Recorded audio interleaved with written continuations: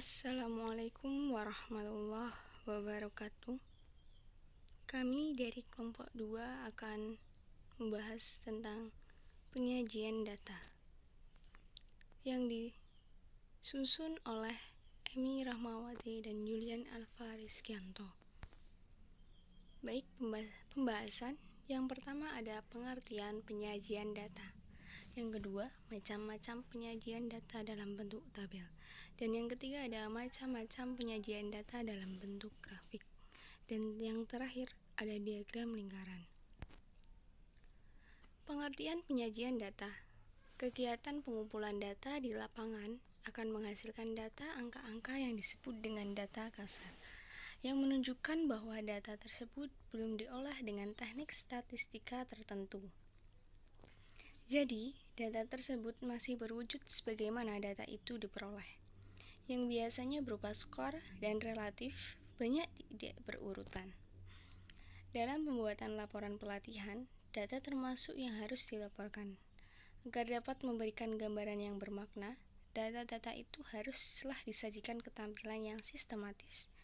Dan untuk keperluan penganalisisan, biasanya data itu disusun dalam bentuk sebuah tabel.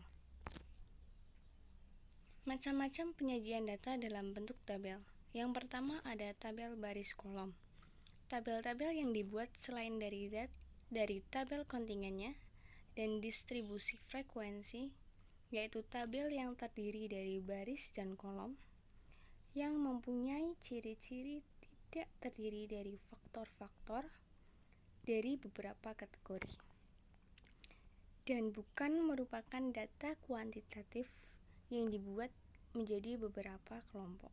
Contoh dari tabel baris kolom: daftar IP seseorang mahasiswa dari semester 1 sampai 3. Bisa dilihat tabelnya, teman-teman. Oke, selanjutnya yang kedua ada tabel kontingensi. Tabel kontingensi merupakan bagian dari tabel baris dan kolom, akan tetapi tabel ini mempunyai ciri khusus, yaitu untuk menyajikan data yang terdiri atas dua faktor atau dua variabel. Faktor yang satu terdiri atas B kategori, dan lainnya terdiri atas K kategori.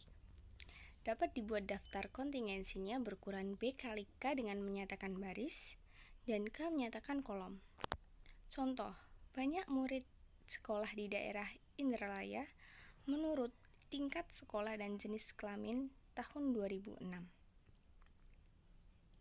Itu merupakan tabel kontingensi.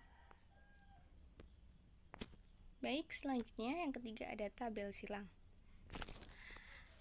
Data hasil penelitian yang berupa perhitungan frekuensi permunculan data disajikan ke dalam bentuk tabel silang.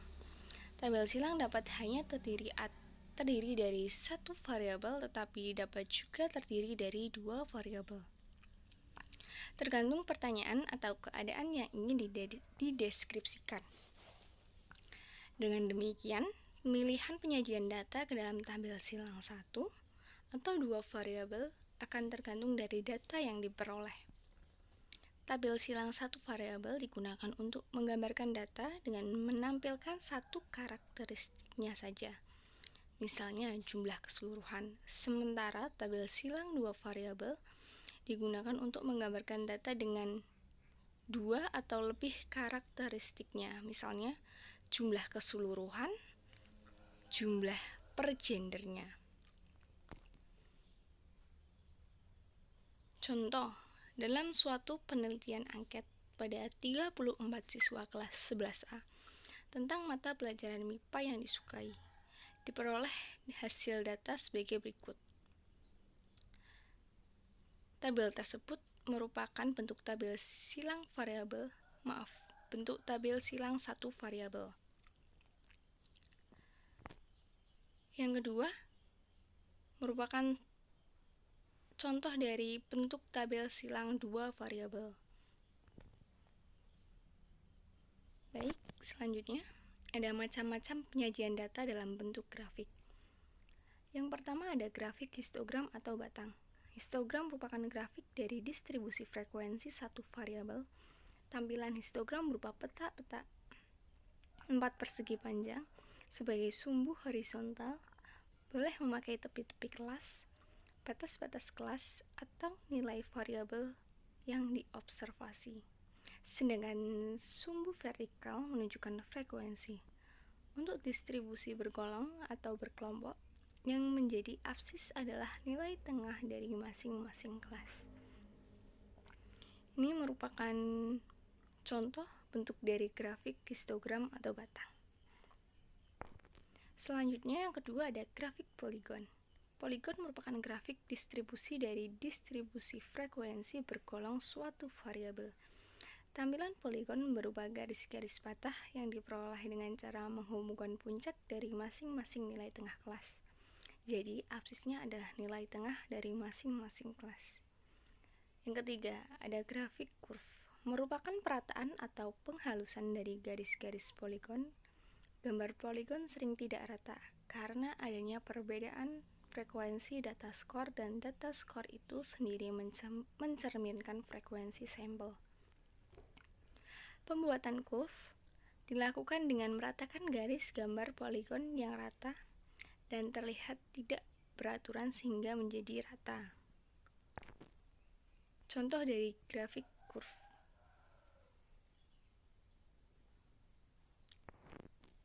Selanjutnya ada grafik garis. Grafik garis dibuat biasanya untuk menunjukkan perkembangan suatu keadaan.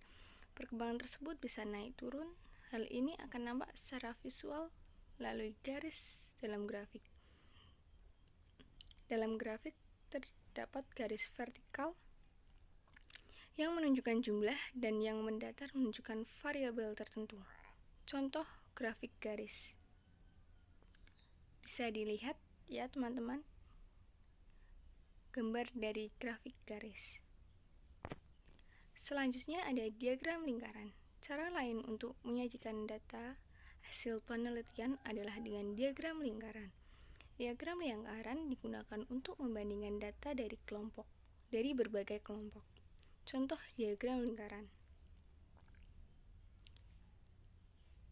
Bisa dilihat pada layar contoh dari diagram lingkaran.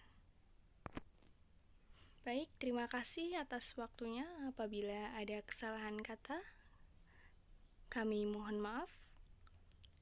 Wassalamualaikum warahmatullahi wabarakatuh.